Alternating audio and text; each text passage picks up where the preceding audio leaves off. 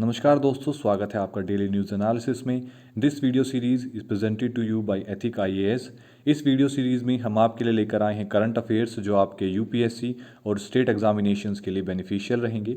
आज है 10 सितंबर 2022 और आज हम करने वाले हैं 3 न्यूज़ का एनालिसिस। सबसे पहले न्यूज़ हम पढ़ेंगे कि जैसे इंडियन गवर्नमेंट पुश कर रही है इंटरनेशनल ट्रेड को रुपये में करने के लिए। ये हमारे जीएस के थर्ड पेपर से संबंधित है और इंडियन इकोनॉमी का पार्ट है। सेकंड हम पढ़ेंगे इन कोवैक, एक इंट्रानेशनल कोविड वैक्सीन के बारे में। जीएस के थर्ड पेपर से संबंधित है, साइंस एंड टेक्नोलॉजी का टॉपिक है और ये हमारे प्रीलिम्स के एग्जाम के लिए भी इंपॉर्टेंट है। तीसरी न्यूज़ हम पढ़ेंगे एक स्टार्टअप के बारे में जिसका नाम है गुड फेलोज, जो सीनियर सिटीजन्स के लिए इंडिया का पहला कंपेनियनशिप स्टार्टअप है। ये हमारे एसए और एथिक्स के एग्जाम टॉपिक के लिए इंपॉर्टेंट है। वीडियो में आगे बढ़ने से पहले मैं आपसे रिक्वेस्ट करूंगा कि आप इस चैनल को सब्सक्राइब कीजिए, बेल आइकन जरूर दबाइए ताकि जैसे ही वीडियो ऑनलाइन आता है आप अपने करंट अफेयर्स के सेक्शन को कंप्लीट कर सकें। अब बात करते हैं अपनी पहली न्यूज़ के बारे में। तो इंडियन गवर्नमेंट पुश कर रही है कि हम जो अपना इंटरनेशनल ट्रेड है उसको रुपये में करें, क्योंकि कहीं ना कहीं इसका जो प्राइमरी बेनिफिट है वो मिलेगा हमें रशिया के साथ ट्रेड करने में, और जो अदर कंट्रीज़ हैं वो हमारे साथ अगर रुपये में ट्रेड करती हैं तो वो भी रशिया के साथ रुपये में ट्रेड करने में उनको आसानी होगी। इसी के साथ साथ हम अपना जो डॉलर का आउटफ्लो है वो भी चेक कर सकते हैं और जो हमारे रुपये का डेप्रिसिएशन है उसको भी बहुत वेरी लिमिटेड एक्सटेंट तक कम कर सकते हैं। अब देखिए, जो फ़िलहाल एक सिस्टम काम करता है वो कौन सा सिस्टम काम करता है। अभी अगर हमें किसी भी कंट्री के साथ ट्रेड करना है, मान लीजिए कोई भी सामान इंपोर्ट करना है या एक्सपोर्ट करना है, तो वो हम करते हैं जो मोस्ट ट्रेडेबल करेंसी है उसके अंदर, वो यूएस डॉलर है। अगर वो कंट्री यूरोपियन यूनियन के साथ हम करते हैं तो ये ट्रेड यूरो में भी हो सकता है, येन में भी हो सकता है, लेकिन मोस्टली जो ट्रेड किया जाता है वो यूएस डॉलर में ही किया जाता है। बाद में उसे कन्वर्ट कर लिया जाता है अपनी रिलेटेबल करेंसी के साथ। जैसे हम अगर इंडिया में हैं, हम अपनी कंट्री में रुपये यूज़ करते हैं, तो हम बाद में उस यूएस डॉलर को रुपये में कन्वर्ट कर कर अपनी इकोनॉमी में यूज़ में लेते हैं। इसी के साथ साथ अब देखिए ये किस तरीके से काम करेगा। देखिए, जो एक कंट्रीज़ रहेंगी उनके अंदर एक वोस्ट्रो अकाउंट बनाया जाएगा। ये जो वोस्ट्रो अकाउंट है ये क्या होता है? वोस्ट्रो अकाउंट एक कोरस्पोंडेंट बैंक होल्ड करता है दूसरे बैंक के बिहाफ पर। जैसे एक एचएसबीसी वोस्ट्रो बैंक, एचएसबीसी जो है वो Hong Kong and Shanghai banking corporation का एक बैंक, जो भारत इंडिया में एसबीआई उसकी किसी भी एक कोरस्पोंडेंट बैंक कि एचबीएसपी के बिहाफ पर एसबीआई यहाँ पर एक बैंक चला सकता है एचएसबीसी के बिहाफ पर। तो जो वोस्ट्रो अकाउंट है वो एसबीआई में खुलेगा एचएसबीसी का। सिमिलरली अगर हमारी कंट्री का भी वोस्ट्रो अकाउंट अगर किसी दूसरी कंट्री के अंदर खुलता है तो वो वहाँ का कोई भी बैंक जो वहाँ का कोरस्पोंडेंट बैंक होगा उसके अंदर ये अकाउंट खुलेगा। अब इसके अंदर ट्रेड कैसे होगा? देखिए, जो हमारी ट्रेड ट्रांजैक्शंस होंगी किसी भी कंट्री के साथ, जो इंडिया के अंदर बैंक्स हैं उनका वोस्ट्रो अकाउंट खुलेगा, और जो वोस्ट्रो अकाउंट होगा जिस भी कॉरस्पॉन्डेंट बैंक में उसका होगा उसी अकाउंट से उनकी जो ट्रेडिंग है वो की जाएगी। जो इंपोर्ट्स किए जाएंगे, हम भारत की बात करते हैं, जो इंडियन इंपोर्ट्स होंगे उनका जो पैसा पे किया जाएगा वो इन अकाउंट्स में पे किया जाएगा इन आईएनआर, इंडियन रुपीज़ के अंदर। ये जो अर्निंग है जो इंपोर्ट्स से की जाएंगी उसी का यूज़ किया जाएगा एक्सपोर्ट्स के अंदर इंडियन रुपीज़ से पे करने के लिए। इसके बाद इसके क्या क्या बेनिफिट हो सकते हैं? देखिए, सबसे पहले तो इसका बेनिफिट होगा रशिया के साथ ट्रेड में। रशिया के साथ ट्रेड में इसका बेनिफिट कैसे हो सकता है? फिलहाल रशिया के ऊपर सैंक्शंस लगे हुए हैं एमिड वार विद यूक्रेन के साथ वार की वजह से, जिसकी वजह से रशिया को स्विफ्ट से हटा दिया गया है। स्विफ्ट एक सिस्टम यूज़ किया जाता है bank for payment in foreign currency, तो रशिया को इससे बाहर कर दिया गया है। तो रशिया अब किसी भी फॉरेन करेंसी में अपनी इंपोर्ट्स के लिए पे नहीं कर सकता, ना ही एक्सपोर्ट्स के लिए वो कोई भी पेमेंट रिसीव कर सकता है। तो ऐसे में जब हम अपना खुद का इंडियन करेंसी के साथ एक इंटरनेशनल ट्रेड बढ़ाते हैं तो ऐसे में हम रशिया को इंडियन रुपीज़ में पे कर सकते हैं और उनसे इंडियन करेंसी में ही पेमेंट ले भी सकते हैं। और जो कंट्रीज़ इसके रशिया के साथ ट्रेड करना चाहती है वो इंडियन रुपी को एज अ मीडियम और माध्यम बनाकर रशिया के साथ ट्रेड कर सकती है। दूसरा, हम इसमें चेक कर सकते हैं कि हमारा जो डॉलर का आउटफ्लो है वो कितना बढ़ रहा है, घट रहा है। हमारा जो डेप्रिसिएशन है, जो मनी का, जो हमारी रुपी का डेप्रिसिएशन है, वो बहुत ज़्यादा तो नहीं हो रहा है। डेप्रिसिएशन का मतलब होता है कि हमारे पैसे की जो ताकत है वो कम तो नहीं हो रही है। क्योंकि देखिए अभी भी अगर आप देखेंगे तो इंडियन रुपी 77 पॉइंट कुछ चल रहा है, जो चेंज धीरे धीरे फ्लक्चुएशंस होती रहती हैं।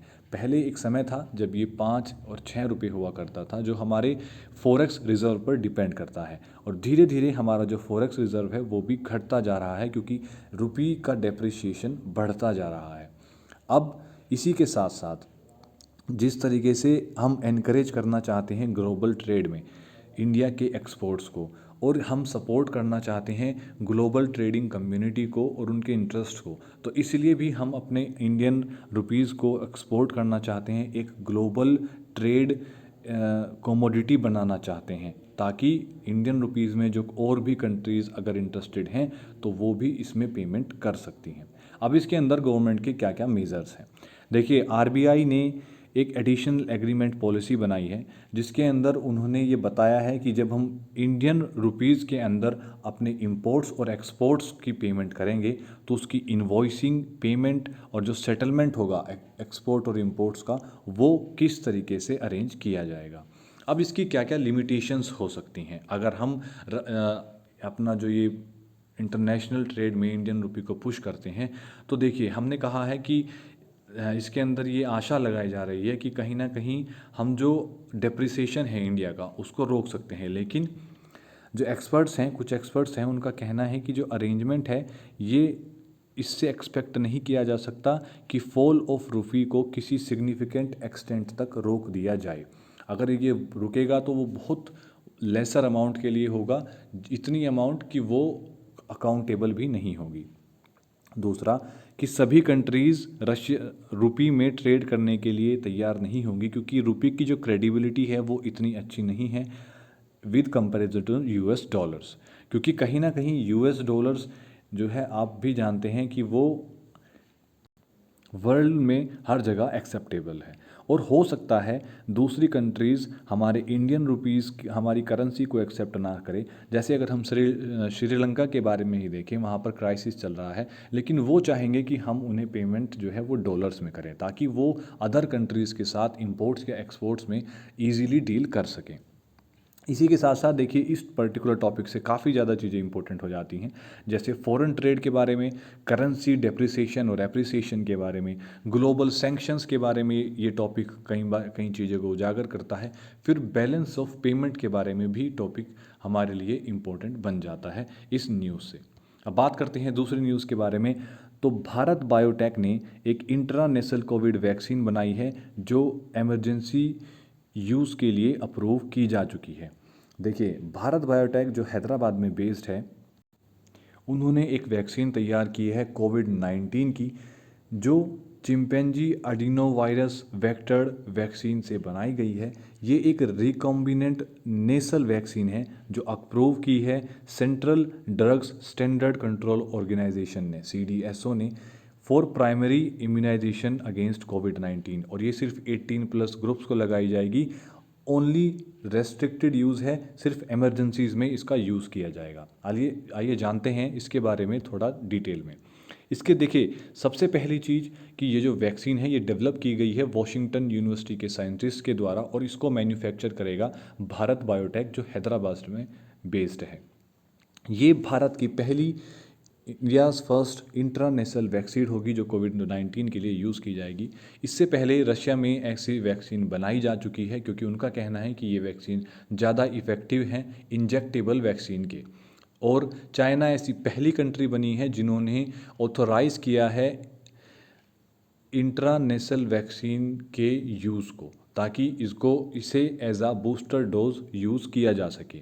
देखिए ये जो वैक्सीन है ये इजी स्टोरेज है, इसका जो स्टोरेज है वो ज़्यादा आसान है, इसका डिस्ट्रीब्यूशन भी आसान है। और भारत बायोटेक का कहना है कि अगर उसे इमरजेंसी बेसिस पर भी ये वैक्सीन बनानी पड़े तो दे हैव द कैपेसिटी, वो ऐसा कर सकते हैं। दूसरा इसका नाम इनकोवैक है। ये एक डबल बेनिफिट है, इसका जो फास्टर डेवलपमेंट है वेरियस स्पेसिफिक वैक्सीन्स के साथ, वेरिएंट स्पेसिफिक है। आप देखिए ये पर्टिकुलर टारगेट करती है कोविड-19 से रिलेटेड सिम्टम्स को और उन्हें रोकती है आगे सिम्टम्स जो है सीवियर होने से। और अगर सिम्टम्स आपको नहीं है तो ये कोशिश करती है कि उसको इस तरीके से ब्लॉक कर दिया जाए कि इन्फेक्शन आपके शरीर में घुसे ही नहीं। अब इसके अंदर एक वर्ड यूज़ किया गया है जिसका नाम है रिकॉम्बिनेंट वैक्सीन। तो रिकॉम्बिनेंट वैक्सीन होती क्या है? देखिए, रिकॉम्बिनेंट वैक्सीन वो वैक्सीन्स होती हैं जो रिकॉम्बिनेंट डीएनए टेक्नोलॉजी से बनाई जाती हैं। इसमें एक डीएनए एन्कोडेड एंटीजन इंसर्ट किया जाता है जैसे कि बैक्टीरियल सरफेस पर पाए जाने वाले प्रोटीन, जिसकी वजह से इम्यून जो हमारा रेस्पॉन्स है वो देखने को मिलता है। ऐसे में जैसे ही बैक्टीरिया आपके शरीर में एंटर करता है, उसके एंटीजन जो सेल्स हैं उनको पता चलता है, वो तुरंत एक्टिवेट हो जाते हैं। ये जो एक्टिवेट है, इससे हमारा जो डिफेंस मैकेनिज़्म है वो काम करना शुरू कर देता है और हमारे ब्लड को प्योरीफाई करना शुरू कर देता है। इसकी वजह से जो पैथोजन है, जो इसकी वजह से इन्फेक्शन होने वाली क्षमताएं हैं, जो उसको वहीं रोक देता है। ये मेनली जैसे ही जो हमारी जो नेसल नाक के अंदर जो स्प्रे होता है, ये क्या करता है, डायरेक्ट टारगेट करता है हमारी इम्यून सेल्स को जो हमारी म्यूकस के अंदर होती हैं, जो मेम्ब्रेन्स बहुत पतली रहती हैं। और ये हमारी कैविटीज़ को जो नाक के अंदर जो हमारी कैविटीज़ हैं उनको एक्टिव कर देता है, उनके एंटीजन्स को, जिससे हमारा जो डिफेंस मैकेनिज़्म है वो अलर्ट पर चला जाता है और वो तुरंत काम करना शुरू कर देता है। जिसमें कुछ एक्सपर्ट्स का मानना है कि जो कोविड वैक्सीन के अंदर इंजेक्टेबल इंजेक्शंस हमें लगाए जा रहे थे वो इतने इफ़ेक्टिव नहीं थे डिफेंस मैकेनिज़्म को इतनी जल्दी एक्टिवेट करने के लिए। इसी के साथ साथ इन्होंने जो मेथड यूज़ किया है, इन्होंने जो वेक्टर मेडिसिन यूज़ की है वो की है चिम्पैंजी एडिनोवायरस वेक्टर। देखिए, इसे यूज़ इसलिए किया गया है क्योंकि ये एक हार्मलेस वर्जन है। ये आपको जो वैक्सीन है ये नुकसान नहीं पहुंचाएगी, लेकिन भारत में अभी इसका यूज़ सिर्फ इमरजेंसी पर्पस के लिए अप्रूव किया गया है। बात करते हैं तीसरी न्यूज़ के बारे में। तो जो रतन टाटा हैं उन्होंने अभी एक अपनी ही कंपनी के एक जनरल मैनेजर शांतनु नायडू की कंपनी जिसका नाम है गुड फेलोज़ के अंदर इन्वेस्ट किया है। ये जो स्टार्टअप है ये पहला भारत का ऐसा स्टार्टअप है जो हमारे सीनियर सिटीजन्स के साथ गुड फेलोज़ की कंपेनियनशिप, सीनियर्स के साथ कोई भी कंपेनियनशिप डेवलप करने पर स्टार्ट किया गया है। इसे शुरू किया है एंटरप्रेन्योर शांतनु नायडू जी ने। और इसके कुछ की हाइलाइट्स के बारे में हम जानते हैं। तो देखिए, सबसे पहले तो गुड फेलो जो है इसकी टैगलाइन है कि ये जो गुड फेलोज़ हैं ये वो करते हैं एवरीथिंग जो आपके ग्रैंड किड्स करते हैं, एग्जैक्टली हाउ इट वर्क्स। ये बेसिकली इसके बारे में बताया गया है कि ये किस तरीके से काम करता है। इसमें कहा गया है कि जो सीनियर सिटीजन्स हैं वो इस प्लेटफॉर्म पर सब्सक्राइब करेंगे, उन्हें पेयर किया जाएगा किसी भी एक ग्रेजुएट के साथ या फिर जो भी लोग 18 से 30 साल के एज ग्रुप में होंगे, जो ओवर द कोर्स एक समय के अंदर एक मीनिंगफुल बॉन्ड बनाएंगे सीनियर सिटीजन्स के साथ, उनकी मदद करेंगे उनके कामों के अंदर, चाहे उन्हें विजिट डॉक्टर को करना हो या फिर उन्हें सिर्फ बैठकर बात करनी है या उन्हें कोई मूवी देखनी है या फिर कोई इंस्टाग्राम अकाउंट बनाना है। जिस तरीके से की भी मदद जो हमारे सीनियर सिटीजन्स को या हमारे ग्रैंड पेरेंट्स को चाहिए रहती है, उस तरीके का बॉन्ड बनाकर वो उनकी मदद करेंगे। रतन टाटा ने इसके अंदर इन्वेस्ट किया है और एक्सप्रेस किया है अपना ऑप्टिमिज्म कि ये इन्वेस्टमेंट असिस्ट करेगा गुड फेलोज़ को, और उनकी टीम को उन्होंने जो है विश किया है कि ये स्टार्टअप उनका एक अच्छी टीम के साथ आगे बढ़े। देखिए, भारत के अंदर लगभग 15 मिलियन ओल्ड पीपल ऐसे हैं जो अकेले रहते हैं। कारण कोई भी हो सकता है कि उन्होंने अपने पार्टनर को खो दिया है या फिर उनकी जो फैमिलीज़ हैं वो कहीं बाहर रहने चली गई हैं अनअवॉइडेबल एम्प्लॉयमेंट ऑब्लिगेशंस की वजह से। कमाई का जरिया इस जगह पर नहीं है तो दूसरी जगह कमाने के लिए गए हैं और वो इस जगह कहीं कोई भी जगह हो सकती है, वो वहाँ अकेले रह गए हैं। अब ये जो प्रॉब्लम है, जो लोनलीनेस की है, लैक ऑफ कंपेनियनशिप की है कि उनके साथ कोई नहीं है, ये एक मेन फैक्टर है कि मेंटल और फिज़िकल हेल्थ की डिक्लाइन के लिए जो सीनियर एडल्ट्स हैं, जिसको मेनली एड्रेस कर रहे हैं गुड फेलोज़। अब देखिए, ये जो है सिर्फ ये जो कंपनी बनाई गई है ये एक प्रॉफिट बेस्ड ऑर्गेनाइजेशन है। ये एक नॉन प्रॉफिट ऑर्गेनाइजेशन नहीं है, ये प्रॉफिट बेस्ड ऑर्गेनाइजेशन है जो काम करती है। इसके अंदर पहले मंथ जो सीनियर सिटीजन्स रहेंगे उन्हें फ्री दिया जाएगा पहला मंथ। उसके बाद के जो चार्जेस रहेंगे वो बहुत मिनिमल रहेंगे। और जो इंटरेक्शंस रहेगा इनके जो गुड फेलोज़ का इंटरेक्शन सीनियर सिटीजन्स के साथ रहेगा वो 3 से 4 घंटे का इंटरेक्शंस रहेगा ऑल्टरनेट डेज पर। ये पॉलिसीज़ इनके आने वाले समय में चेंज भी हो सकती हैं। इसी के साथ साथ ये वीडियो पूरा होता है। वीडियो आपको कैसा लगा इसके बारे में कमेंट कीजिएगा, और आपके कोई अगर डाउट्स हैं तो वो भी कमेंट सेक्शन में ज़रूर लिखिएगा। और वीडियो को लाइक कीजिए, शेयर कीजिए, चैनल को सब्सक्राइब कीजिए, बेल आइकन ज़रूर दबाइए ताकि जैसे ही वीडियो ऑनलाइन आता है आप अपने करंट अफेयर्स के सेक्शन को कंप्लीट कर सकें। धन्यवाद।